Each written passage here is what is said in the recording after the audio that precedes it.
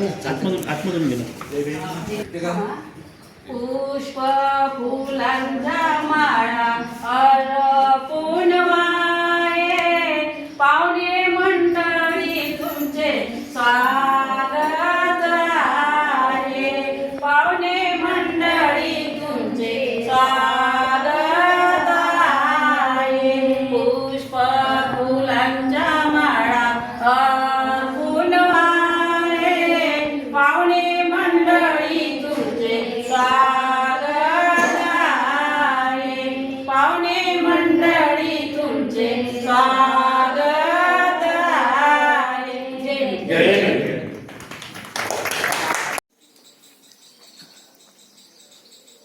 सर्वांना मैत्रीपूर्ण जय Bhim. RK. Bhatkar YouTube चॅनलवर आपले सहर्ष स्वागत आहे. आपण पाहतात आर.के. Bhatkar YouTube channel. असेच आमचे व्हिडिओ आवडल्या चॅनलला लाईक करा, शेअर करा, कमेंट करा आणि सबस्क्राईब करायला विसरू नका. सर्वांना मैत्रीपूर्ण जय भीम. अतिशय धार्मिक विचार सरांनी व्यक्त केले की आपली ही जी रविवारची वंदना सुरू आहे ती रविवारची वंदना डॉक्टर बाबासाहेब आंबेडकर यांच्या आदेशानुसार सुरू आहे. पुन्हा एक असा प्रश्न निर्माण होतो की बाबासाहेबांनी फक्त महिलांनाच सांगितलं का की बुद्ध विहाराचा?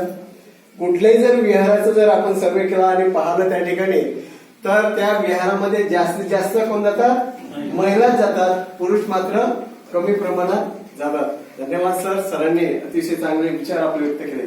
त्यानंतर समारोपीय मनोगत व्यक्त करण्याकरता मी जे भारतीय सर्वांना तथागत सम्यक संबुद्ध नमनायक सम्राट अशोक, देशाचे उद्धारकर्ते बोधिसत्व परमपूज्य डॉक्टर बाबासाहेब आंबेडकर, आई रमाई भीमाई या आपल्या श्रद्धास्थानांना त्रिवार वंदन करून ज्यांची आपण जयंती उत्सवानिमित्त अभिवादन करण्यासाठी या ठिकाणी एकत्रित झालो त्या विद्येच्या आराध्य दैवत बरोबर आहे ना, क्रांती ज्योती सावित्रीबाई फुले यांनाही अभिवादन करतो. भारतीय बौद्ध महासभेच्या विद्यमान संरक्षिका महाउपासिका मीराताई आंबेडकर, भारतीय बौद्ध महासभेचे कार्याध्यक्ष तथा समता सैनिक दलाचे प्रमुख आदरणीय डॉक्टर भीमराव यशवंतराव आंबेडकर साहेब आणि भारतीय बौद्ध महासभेचे राष्ट्रीय सल्लागार श्रद्धेय बाळासाहेब आंबेडकर साहेब यांच्याही कार्याला जय भीम करून आज आपल्या येथील मानवता बुद्ध विहारामध्ये आपण रविवारच्या वंदनेसाठी एकत्रित जमलो आहोत. मला वाटते 369वी रविवारची वंदना या ठिकाणी आता नुकतीच संपन्न झालेली आहे.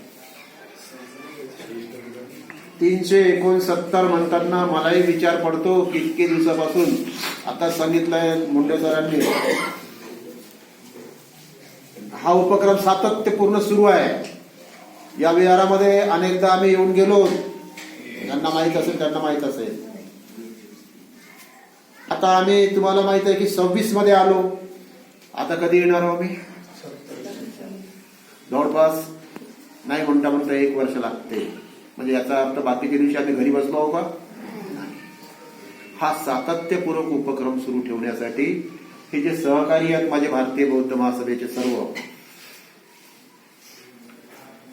त्यांची आंतरिक इच्छा असल्यामुळेच हे सर्व काही शक्य होत आहे. नाहीतर आता सांगितलंय मुंडे सरांनी आज रविवारी आहे तरी इथे तुम्ही दिसता. आमची अपेक्षा आहे की पुढच्या रविवारी दिसा. आम्ही नसलो तरी चालते, तुम्हीच दिसा ना. काही याच्यामध्ये वाईट आहे का? नाही. बाबासाहेबांचा आदेश आहे, रविवारी विहारात गेलो पाहिजे. तुम्हीच आले पाहिजे का? बाबासाहेबांचा एक आदेश मिळाला, शिका. शिकूनच राहिलो आपण, आपली मुलं शिकूनच राहिली.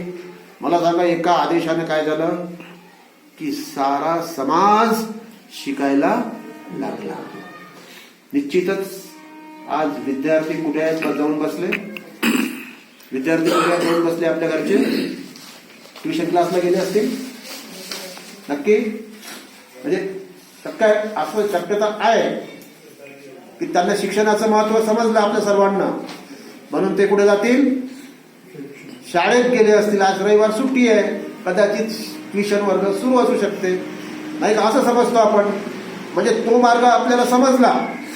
मात्र त्याच बाबासाहेबांनी खऱ्या अर्थाने आपल्याला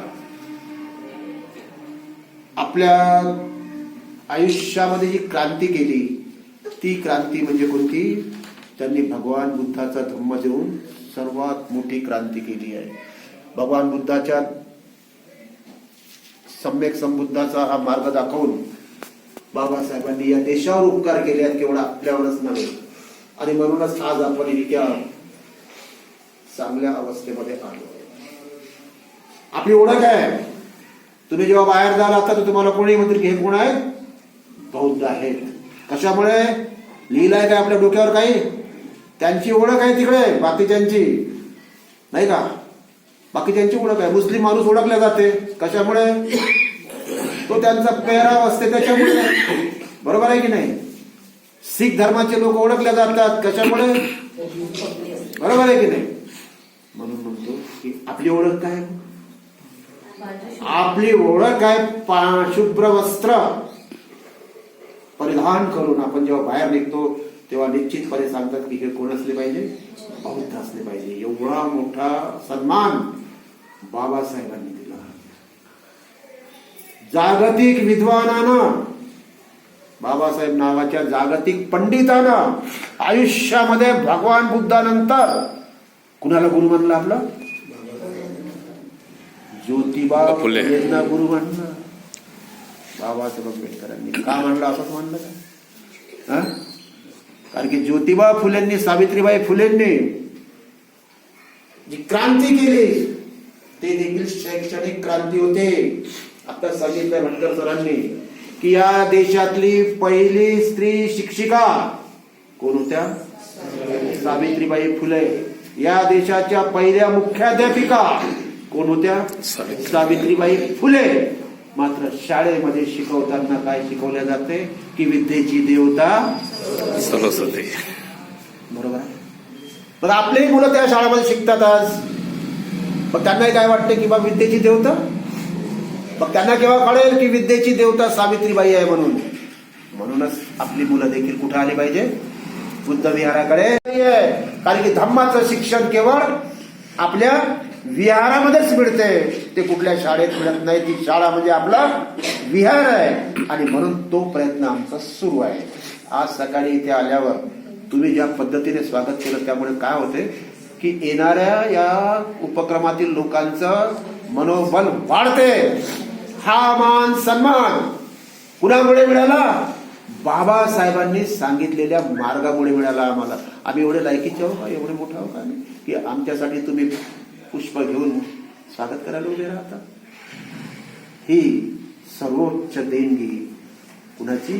बाबासाहेबांची आहे. आणि म्हणूनच नक्की सांगू इच्छितो सावित्रीबाईच्या जयंतीनिमित्त की या देशाचा विकास, कुठल्याही देशाचा विकास कशावर मोजला जाते? सांगा. महिलांची प्रगती. कुठल्याही देशाचा विकास जसं दुधाची शुद्धता मोजल्या जाते, त्याचं एक यंत्र आहे नाही का? लॅक्टोमीटर.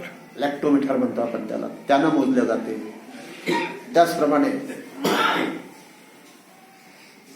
देशाचा विकास मोजल्या जातो. त्या यंत्राचं नाव काय?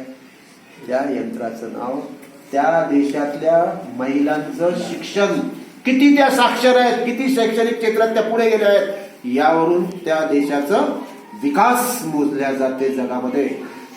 तो मार्ग आम्हाला सावित्रीबाईंनी दाखवला. तोच मार्ग त्यांना गुरु मानून बाबासाहेबांनी दाखवला.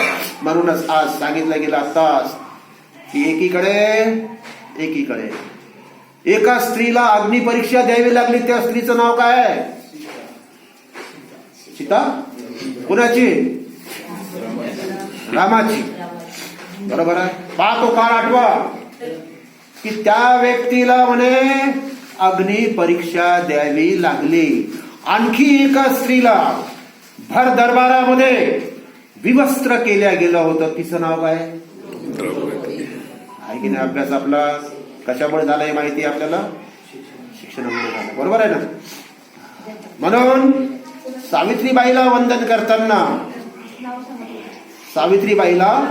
वंदन करताना आपण म्हणू की तू होऊ नको सीता त्या रामाची, तू होऊ नको द्रौपदी त्या पांडवांची, तू हो जिजाऊ शिवांची, लोक तुला राजमाता म्हणतील. आणि होऊ नको सीता त्या रामाची, कारण लोक तुला अबला म्हणतील. तू होऊ नको द्रौपदी त्या पांडवांची, लोक तुला लाचार म्हणतील. मात्र तू हो सावित्री ज्योतिबा फुलेंची, लोक तुला क्रांती ज्योती म्हणतील. तू हो रमाई, तू हो रमाई त्या भीमरायाची, लोक तुला नवकोटीची माता म्हणतील, आई म्हणतील. आपण समजून घ्यावं मित्रांनो. म्हणून आपला हा सर्व उठा ठेव आहे की हळूहळू का होईना आम्हाला शिक्षणाचं महत्व कळलं, क्रांती ज्योतीचं महत्व कळलं, महात्मा ज्योतिराव फुलेंचं महत्व कळलं. एक अपेक्षा आहे नवीन लोकांकडून. आज तुम्ही त्यांना संधी दिली, चांगली संधी दिली. कुणाला? 2 विद्यार्थी मला दिसले. कोण आहेत ते? मनोहरे आणखी छापाने. काय अपेक्षा करावं या विद्यार्थ्याकडनं? आपले विद्यार्थी, आपली मुलं निश्चितपणे बाबासाहेबांच्या मार्गावर चालतायत, शैक्षणिक दृष्ट्या शिक्षणाच्या मार्गावर चालतायत. त्यांना देखील बिहाराचं महत्व या माध्यमातून कळावं ही अपेक्षा आहे. कारण की सर्वच जण आज पुढे गेलेले आहेत, पण पुढे जाताना थोडस मागे वळून पाहायचं आपण की आम्ही काल कुठं होतो आणि आज कुठे आलो याची जाणीव आपण ठेवली पाहिजे. ज्या बाबासाहेबांनी तुम्हाला आम्हालाच नव्हे या देशातल्या कित्येक जाती जमातीच्या लोकांना सन्मानाचं जीवन जगवण्यासाठी प्रयत्न केलेत, त्यांना अधिकार दिलेत, त्या अधिकाराचा देखील लोकांना विसर पडतोय. बाबासाहेबांच्या विरोधात अनेक पोस्ट टाकल्या जातात, बरोबर आहे. मग आमचे विद्यार्थी, आमचा समाज जागृत झाला पाहिजे, असला पाहिजे. बाबासाहेबांच्या संस्था कोणत्या आहेत बाबा? मला नवीन लोकांकडनं अपेक्षा आहे बोलायला. बाबासाहेबांच्या संस्था कोणत्या आहेत? संविधानाचा अभ्यास करतात आमचे विद्यार्थी, स्पर्धा परीक्षेचा अभ्यास करतात आमचे विद्यार्थी. साधा प्रश्न विचारला की बाबासाहेबांच्या संस्था कोणत्या आहेत? विचार करा. तुम्ही ट्विटर क्लासला जाता हे कोणी सांगतील का? नाही सांगतील. बाबासाहेबांनी आयुष्यामध्ये ज्या संस्था निर्माण केल्या त्या पहिल्या मातृसंस्थेचं नाव आहे भारतीय बौद्ध महासभा. दुसऱ्या संस्थेचं नाव आहे समता सैनिक दल. जरा ओपन करा आपलं, काय म्हणतो आपण त्याला, गुगल ओपन करा. गुगल ओपन केल्यावर तुम्हाला हे दिसेल. आणि म्हणून आमच्या या माध्यमातून विनंती आहे की आपण, मानवता बुद्ध विहार कोणाचं आहे? तुमचं आहे, म्हणजे आपलं आहे काय? ठीक आहे ना. पण कुणामुळे? हे बाबासाहेबांमुळे, नाही का? पण बाबासाहेबांच्या संस्थेचं काम करायला तुम्ही तयार आहे का? नाही. तुम्ही मानवता बुद्ध विहाराचं काम करायला तयार आहे, चांगली गोष्ट आहे. पण सोबत जर आम्हाला कोणी सांगितलं नाही की भारतीय बौद्ध महासभा ही बाबासाहेब आंबेडकरांची मातृसंस्था आहे, तोपर्यंत तुम्ही काय सांगणार आहे दुसऱ्या लोकांना? दुसऱ्या म्हणजे येणाऱ्या पिढीला, उद्याच्या येणाऱ्या पिढीला तुम्ही काय सांगणार आहे? जर आजच माहित नाही, संविधान माहित आहे, संविधान म्हटलं की बाबासाहेब, संविधान म्हटलं की